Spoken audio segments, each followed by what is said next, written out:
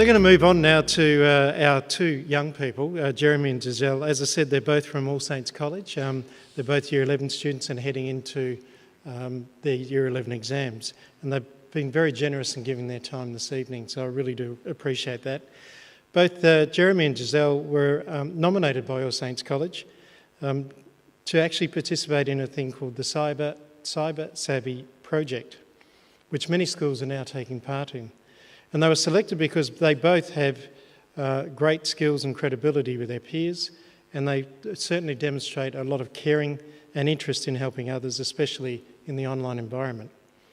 It's in that context that I think they become magnificent ambassadors, not only for their school, but their community, and more broadly for the West Australian public. Can you please welcome Jeremy and Giselle?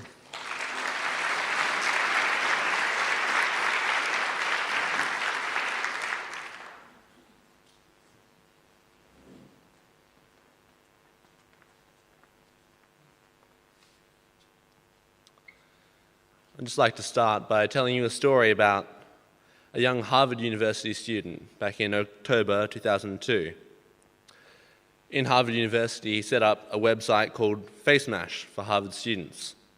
The website took pictures of people from the university and allowed users to determine who was hotter.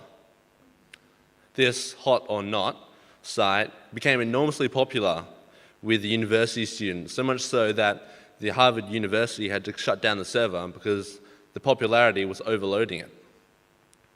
This student later went on to create a social media site, one that quickly became globally popular. This student was, of course, Mark Zuckerberg and the social network, Facebook.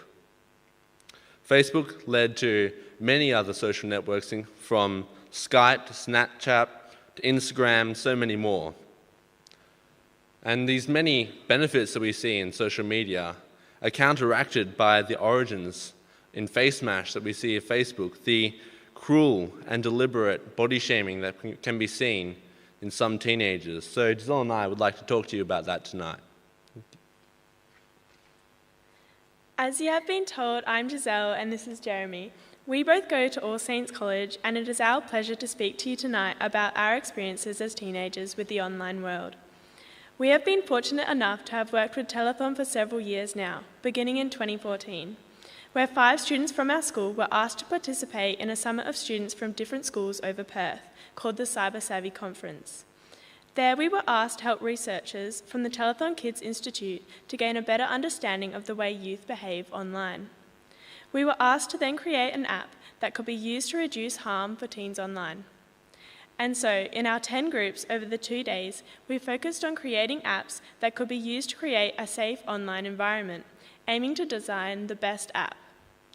We started by looking at the main problems we see in online image sharing, from sending inappropriate images to people sharing photos without our permission, or to sharing your location with every picture you send, known as geotagging.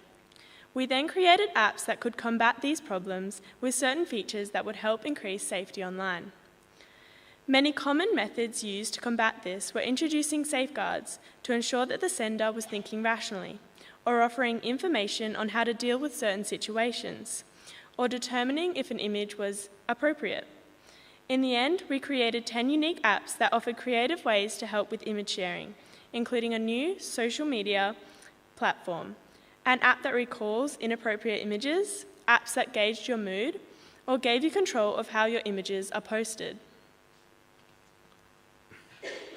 Obviously, many of these apps were beyond the technological capabilities of Telethon, but as Professor Burns said, what was important was that we were able to identify problems with sharing images and find ways to combat them.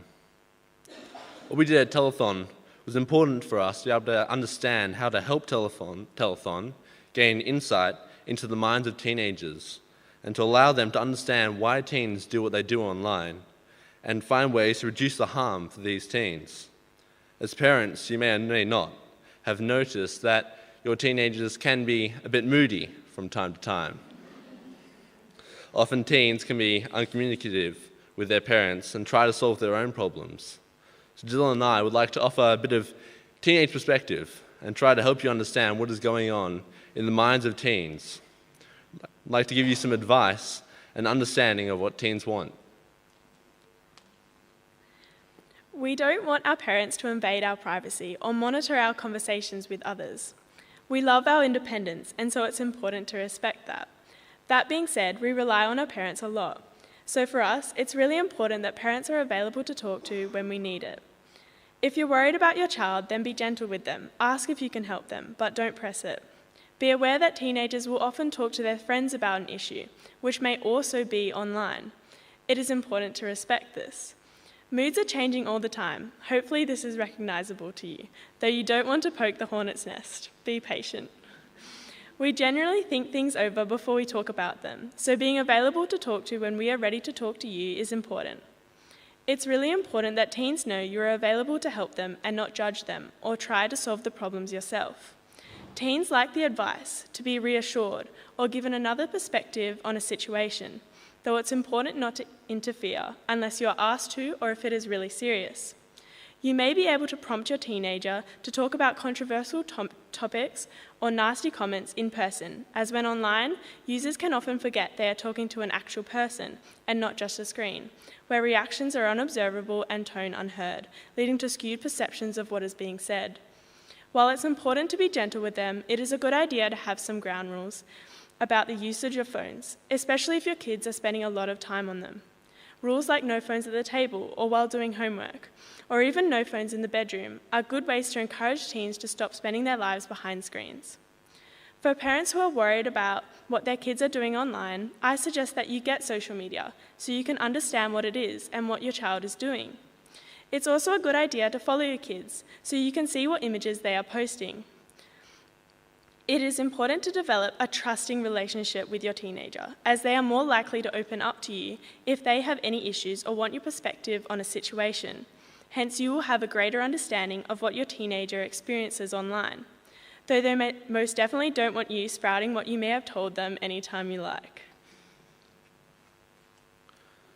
Bullying has changed a lot over the years. I've read my fair share of Enid Blyton books, and the bullies depicted there share little resemblance to the bullies we see today. Gone are the nasty girls and boys who push around little kids, call them names, or steal their lunch money.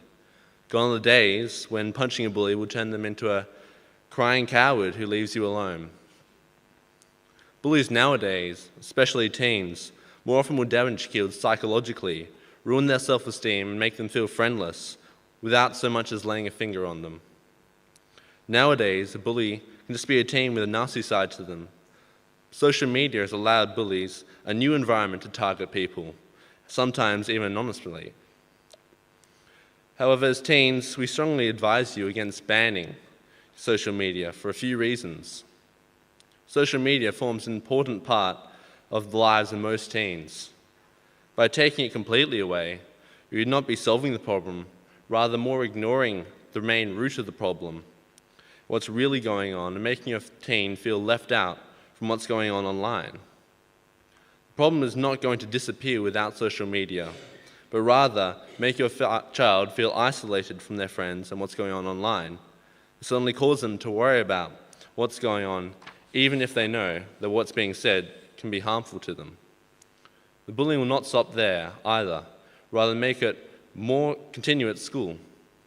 Kids care about what people say about them, and even when they know what's being said is insulting, the need to know what is being said can often overcome that.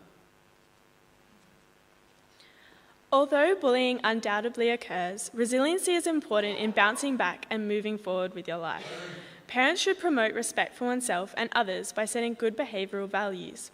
Help develop your child's social skills. Encourage them to be involved with a sporting club or extracurricular school opportunities.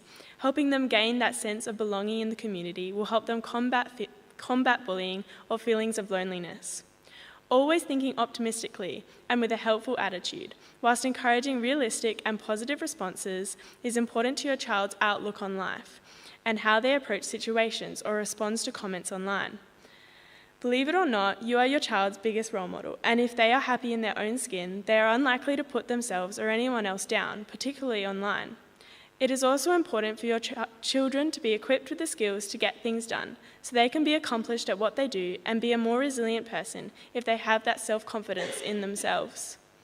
There is no doubting the benefits of social media, from organising events, sharing what you are doing with your friends, and meeting new people.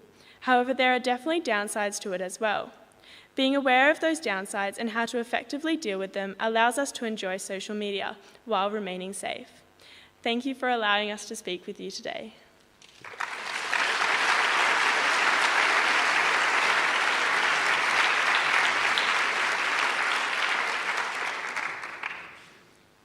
Some very clear messages there for parents in the room, and congratulations to both Jeremy and Giselle. Aren't we in good hands with our youth of today? So thank you for that.